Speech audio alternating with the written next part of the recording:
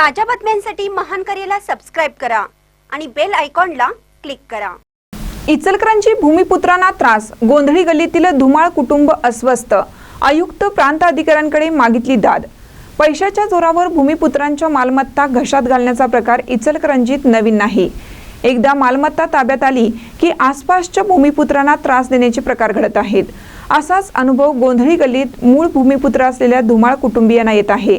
विनंती करूनही त्रास न थांबल्यामुळे अखेर धुमाळ यांनी आयुक्त पल्लवी पाटील आणि प्रांत अधिकारी दीपक शिंदे यांच्याकडे तक्रारवजा विनंती अर्ज करून न्यायाची अपेक्षा केली आहे। गोंधळी गल्ली येथील सिटी सर्वे नंबर 109/अ ही मिळकतीत गुलाबदेवी जैन धर्मेंद्र लुक्कड, धापूदेवी पापणा, ममदादेवी जैन, सुजातादेवी भन्साली यांनी खरेदी केली आहे।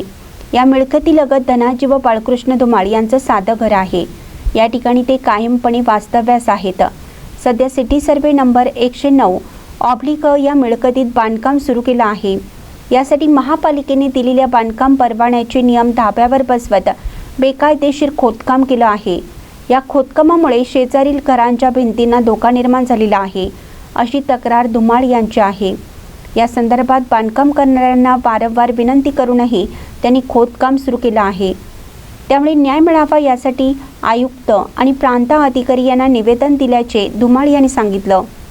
तर खोदकामासाठी कोणताही परवाना घेतला नाही, शासनाची रॉयल्टी बुडवल्याची ही तक्रार प्रांत अधिकाऱ्यांना दिलेल्या निवेदनात धुमाळ यांनी म्हटलं आहे।